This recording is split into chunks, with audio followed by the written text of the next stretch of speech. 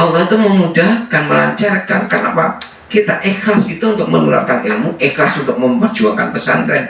Karena kenapa Pak ini kita dimudahkan segala-galanya? Karena ada doa mungkin yang kita tidak rasakan, dan doa itu tidak kita dengar dari siapa? Para santri. Para santri yang kita ajar, para santri yang kita bimbing, para santri yang kita didik. Ini mendoakan kedua orang tuanya, mendoakan para asatidnya, mendoakan kita semuanya. Tapi kita nggak mendengarkan itu. Itulah yang membuat kita dilancarkan segala oleh Allah Subhanahu Wa Taala. Nah, untuk itu kita harus kuat juga di dalam dalam mengemban suatu amanah ini dengan ketulusan dan keikhlasan. Nah, untuk itu ketika para asatid ini hadir dan mendapatkan amanah untuk taklim, untuk mengajar, niatkan dari rumah, bismillah tawakal, saya akan mengajar, bismillah tawakal, saya akan menularkan ilmu. Sehingga ilmu yang kita tularkan itu cepat dan bisa diterima oleh anak, dan anak paham.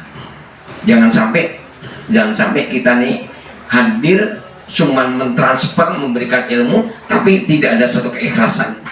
Maka anak ini menerima ilmunya sulit. Kenapa sulit? Kenapa kok sebenarnya pelajaran ini sangat mudah tapi sulit dipahami oleh anak?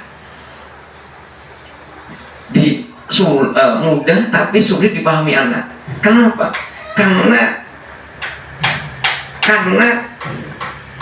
kita tidak ada ikhlas di dalam menyampaikan, gitu loh.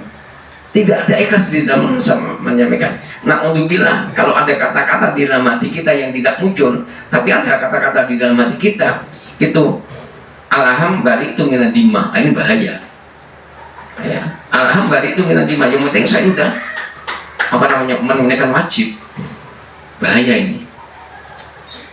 Dengan bahasa yang lainnya, anak paham, alhamdulillah. Nggak paham, ya sudah, terserah. Yang penting saya kan sudah lepas dari tanggung jawab. Jangan. Tapi betul-betul ini kita transfer ilmu itu supaya anak paham itu dengan keikhlasan. Sehingga dengan keikhlasan kita saja, maka yang muncul apa? Ketawaduan anak kepada gurunya. Ketawaduan anak itu pada gurunya.